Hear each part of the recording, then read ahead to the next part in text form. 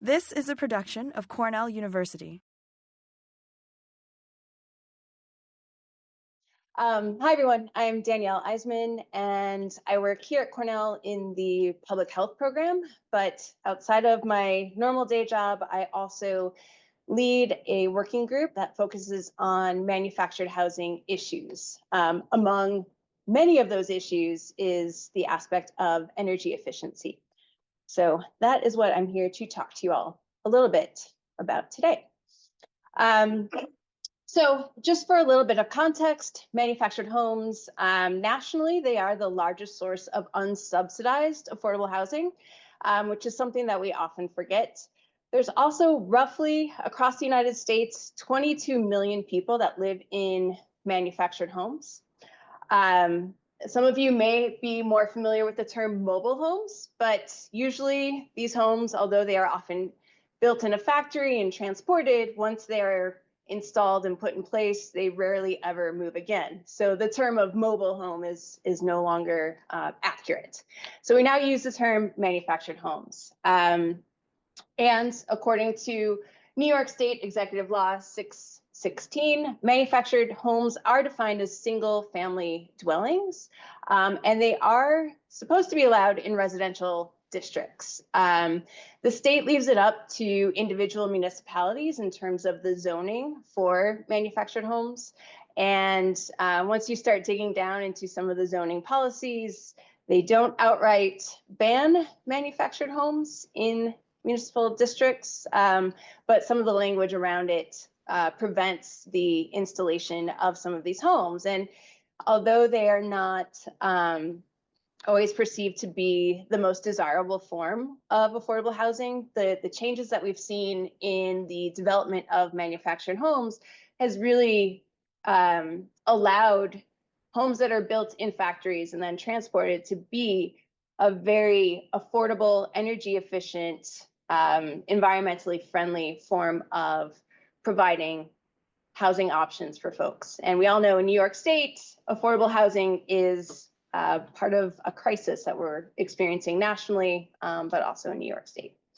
So again, for a little bit more context, in New York State, there's just under 200,000 manufactured homes. That makes up 2.4% of the state's total housing stock. In rural areas, that percentage increases up to over 10%. Here in Tompkins County, we're at roughly 6% for the number of manufactured homes that make up the housing stock. Roughly a third of them are in manufactured housing communities, or what we used to call mobile home parks. And New York State has roughly 1,800 of these, 48 of its 48 of its 62 counties. And we can see that Saratoga, Dutchess, and Ulster counties have the highest concentration of manufactured housing communities as well as manufactured homes. Although, as I've encountered with many of my students, very few people actually notice them. So I don't know if anybody has driven past a few of the communities just outside of Ithaca, but they're frequently ignored.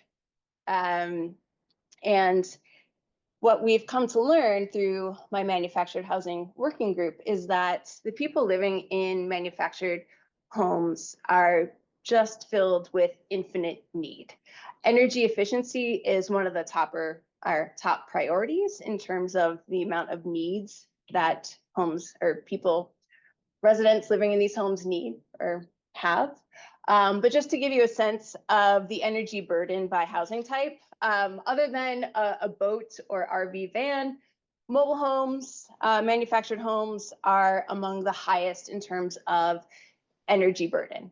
And energy burden is referred to as, or it means the percentage of income that people are spending on their energy. And we see that, one unit or multi-units tend to be a little bit more efficient when it comes to energy usage and energy consumption. So it's a little bit more affordable. But a lot of folks prefer to have their own space, right? Some people are quite accustomed to living in the city and being, sharing walls with people, right? But a lot of people still want their own four walls. They don't want to be living in apartment buildings. And so manufactured homes have been able to offer that option to them. But as you can see, it comes with higher costs, right?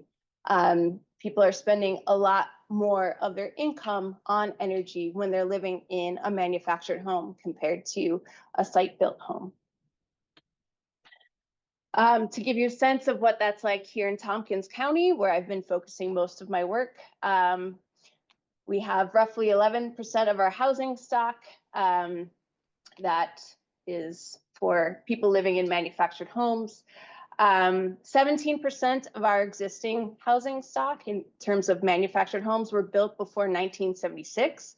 And that's important because in 1976, HUD started to change the rules in terms of energy efficiency for manufactured homes.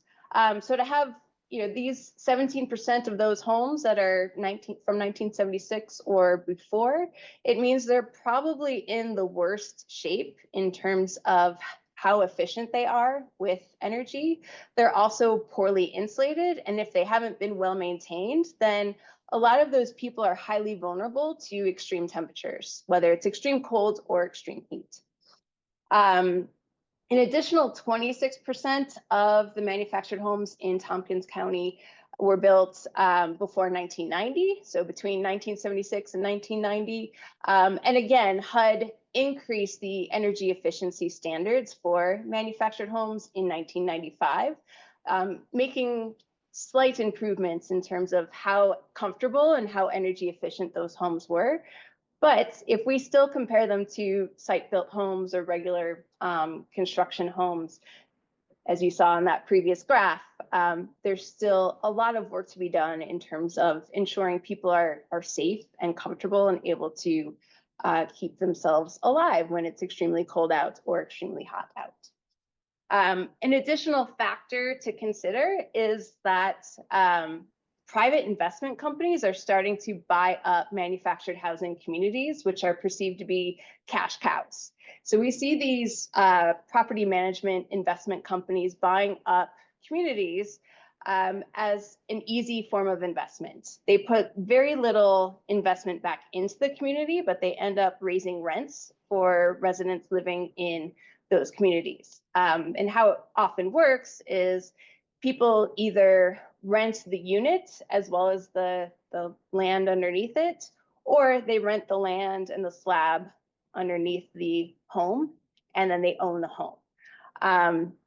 And so that can present some barriers if you're trying to introduce energy efficiency measures or programs for residents in manufactured housing communities. And what we have seen in our own county, we've seen it across other counties in New York State, is that more and more of these communities are bought up by these private investors. Currently in our county, only 12 are still privately owned by either a resident owner or a local owner. One is owned by a nonprofit, and then the rest are owned by private investors. And what we see is that people are usually worse off in those types of situations. And to give you a sense of energy costs, right? And this data it's a couple years old. I think the prices have changed slightly in terms of the cost for using energy, but online estimates suggest that a large manufactured home would use roughly 670 gallons of propane per year. And that, if it's still at $3.25 a gallon, that's roughly a little over $2,000 a year. We've seen some projects locally, and I'll talk about that next, that replacing this heating load with air source heat pumps has reduced that significantly to just under $1,000 per year for energy costs. And that, you get over 55% savings, as well as the reduction in carbon dioxide emissions or carbon equivalents. Thankfully, there's a lot of money available to support these types of efforts, such as installing heat pumps in manufactured homes, as well as replacement. So if you recall, I talked about how some of these homes, especially in our county, are older than when the energy efficiency standards had changed, so 1976 as well as 1990. And so there's a lot of programs out there to support the replacement of these older, less efficient homes. New York State has its own replacement funds available, but the application process is somewhat difficult to navigate, especially for individuals. In many cases, the county or municipality has to be able to apply for these funds. But there is a lot of effort put out there for funding the improvement of manufactured homes. And this is just a small sampling of the programs that are available to help support and fund improved energy efficiency projects. So the USDA Rural Development Section 502 Direct Loan Program will provide loans for the replacement or the purchase of a new energy efficient manufactured home. The IRA or Inflation Reduction Act will give $5,000 credit to new energy efficient homes.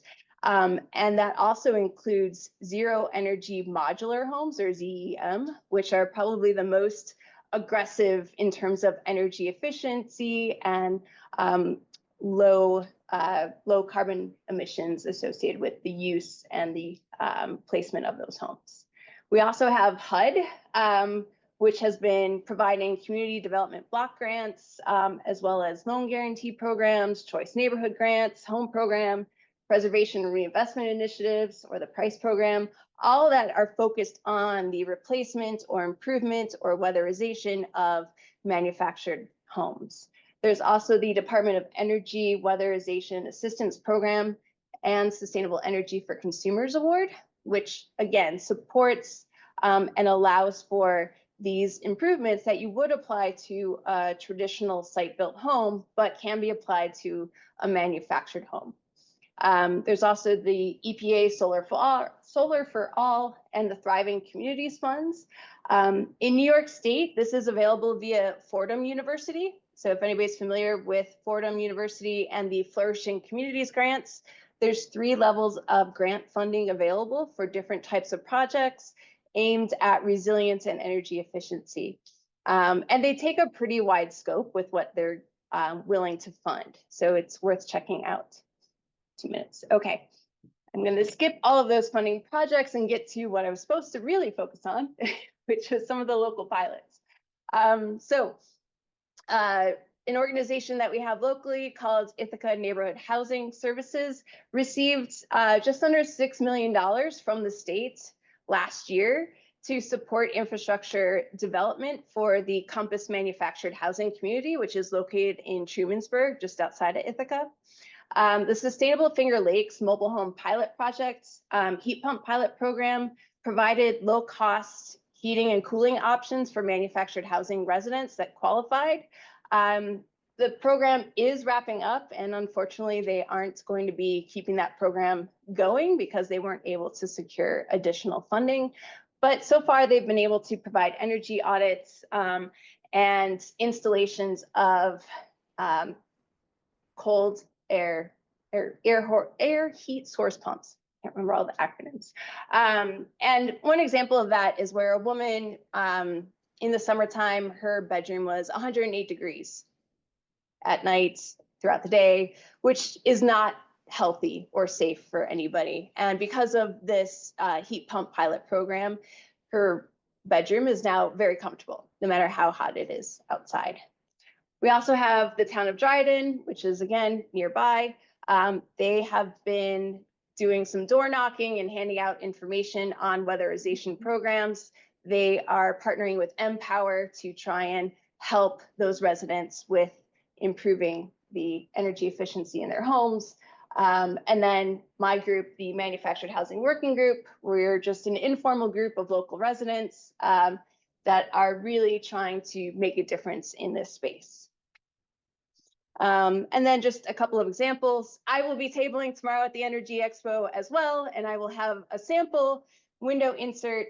This is a program based in Vermont that provides these low-cost window inserts, and you can see it makes quite a difference for the comfort inside the home. So this is when it was 29 degrees outside.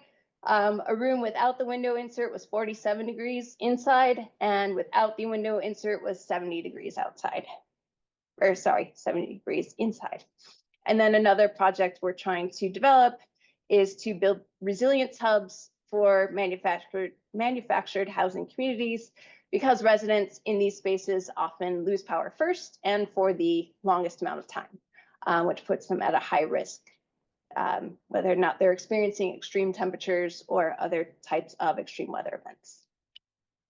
And then if anybody's interested in joining our working group or attending one of our meetings, you can just email me, and you're welcome to sit in and hear ideas, share your ideas, talk to us, contribute, etc. That's it.